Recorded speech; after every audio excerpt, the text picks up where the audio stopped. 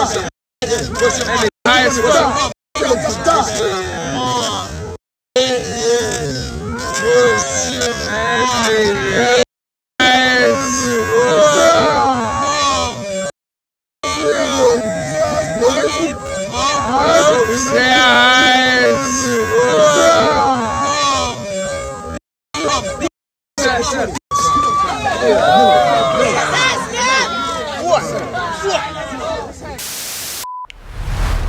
Uh-oh. I come to you with a special edition of Boxing Egos, Ego Weight Watchers, a.k.a. ILL, where I give you a look into the fighter lifestyle before, after, and progress pics, especially when they have an upcoming fight. As you guys know, this Saturday, Golden Boy Promotions presents live from the Barclays Center, none other than Devin the Dream Haney versus Ryan Garcia. Now, I'm not going to lie to you, kid. I got to admit, personally, as a content creator, I will be glad when this fight is over. I truly will.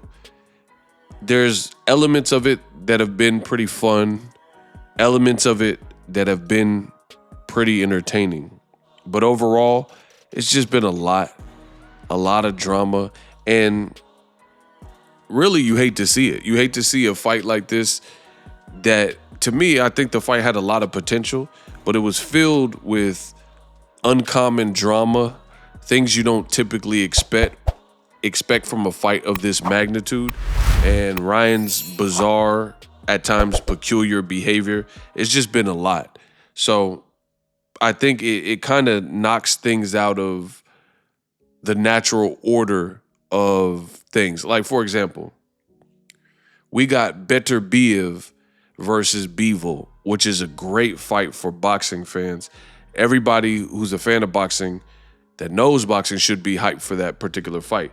You also got Wilder Zhang, dangerous fight, and you have a really good card that was announced in general in Saudi Arabia.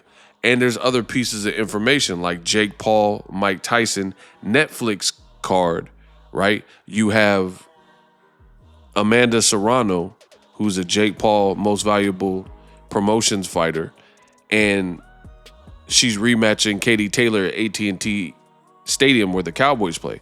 So these are all big pieces of news, and unfortunately, I haven't even really had a chance to catch up with that between all my social media pages, and you got to go. I mean, I'm not going to beat around the bush. Shout out to everyone who supports the channel, but I'm one person. You got to go where the money's at.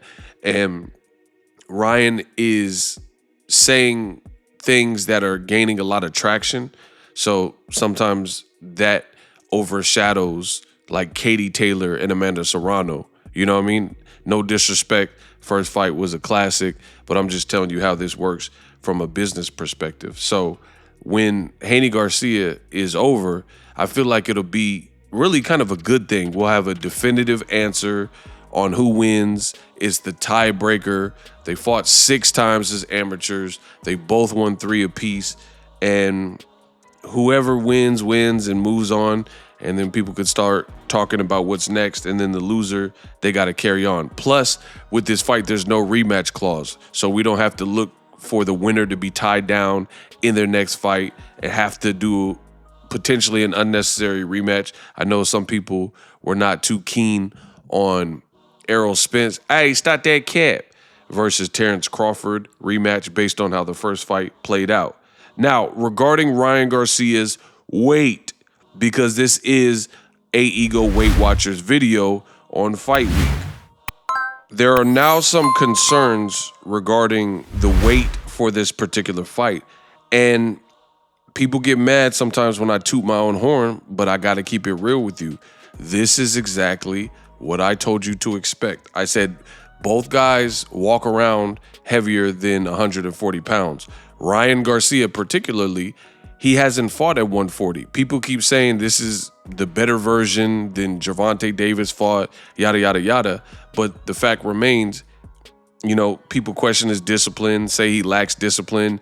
Canelo had a say on it years ago and said Ryan has a lot of natural ability and talent. but he may squander it with his showing up at the gym for photo ops and then leaving, things like that. So I told you at a very early stage that weight would matter in this fight. Not just for Ryan, but also for Devin Haney, because Devin Haney came in at 165 pounds at his last fight. I went to that fight with Regis Prograis, and they said he outweighed Regis Prograis the night of the fight. So it is what it is. So I told you guys on my channel to pay attention to weight. So Devin Haney has consistently said that Ryan Garcia is on something. He's intoxicated. He's a drunk. I mean, literally, when they had the Empire State Building photo op and the media was there, that's probably the first thing that Devin Haney said to Ryan Garcia was, you were drunk, you were drunk. And he's been saying that. You were on coke, you were drunk, you know, this, that, and the third. So Haney says he is disciplined and he doesn't believe, and he's accused Ryan Garcia of lacking discipline in that regard. Devin Haney said this, which has caused some concern. He says, quote, Ryan Garcia, he looked heavy. He looked heavy, right? I mean, he gonna make weight. He gotta make weight. The world's gonna see me expose Ryan Garcia. He's a clown. He's a fraud. He's not the real deal. He don't take this ish serious. And I am a student of the game. I am a true professional, and I'm gonna show it. I feel good. I feel amazing. 140 pounds. I'm growing into the weight class even more. I feel stronger, better, faster. I'm excited with the way that training camp is gone. I can't wait for Saturday. I'm a professional. Every fight, I train hard, push myself to the limit, Devin Haney says. I come in shape every single time. It's hard to say that this is my best conditioning because he's saying he's always conditioned, right? What I can say is I'm going to knock Ryan Garcia out. I'll be upset if I didn't. So he's really gunning for the knockout. Now, a few things that I got to add that I'm not really a fan of, to be honest. I think fighters got to fight their style. Devin Haney hasn't been career-wise known as an enormous puncher. So it's just a lot of talk about, like, Bill Haney saying, I'm going to sick my son on you. Bill Haney saying Ivan Drago quotes, if he does, he does, right? And saying these types of things. But they're almost acting like Devin Haney's Tank or Artur Beterbiev or David Benavidez, these guys who have a lot of punching power, who wear guys down and get a lot of stoppages. So that's a little bit weird. The other thing that's a bit weird is he's saying Ryan is undisciplined. He's saying Ryan is a clown. Ryan's a fraud. Ryan is not professional. But then when Ryan was trash talking, which they both were doing, Devin again pushed Ryan Garcia, which could lead to fines, and in fact did lead to fines when he fought Lomachenko. So you keep pushing your opponents, but then you're saying that Ryan Garcia is not a role model. That's what he said at the LA presser. And it's funny because I seem to be the only person who calls this stuff out fairly for both sides. If Ryan has contradictions, I call it out. But also if Devin has contradictions, I call it out because I'm fair on my channel. Devin has consistently attacked Ryan's professionalism, but it was you that lost your temper and hauled off and pushed another fighter. This time, Ryan Garcia, he said, where's your mom? Where's your mom? Where's your mom? Where's your mom? And that set you off and you pushed him. I don't know if the push was to sell more tickets or what, but you're saying he's not professional, but you lost your temper first. So in the world of skullduggery, Ryan won that round. You also pushed Lomachenko and got fined. So I thought that was kind of a weird move. I mean, it's exciting to post and have people talk about it. It gets views, but I think it was a weird decision. And I feel like this decision actually hurt the fight because the Mets were playing the Pirates and they wanted nothing to do with it. They were supposed to throw the first pitch and do a face-off or something like that, and that got canceled. Video on the channel so you guys can check that out. So it is what it is. It's one thing that Devin is saying Ryan's undisciplined. We're going to find that out on Saturday. But you're calling him unprofessional, but you were the one that put hands and physically touched him.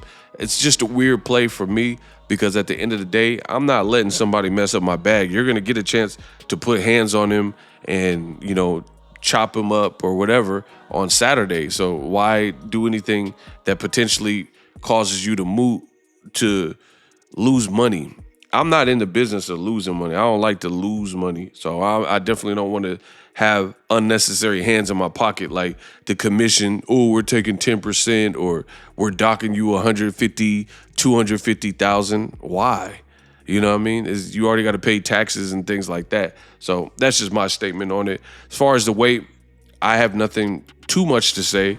Ryan Garcia, he said maybe a week and a half ago he was about 6 pounds out.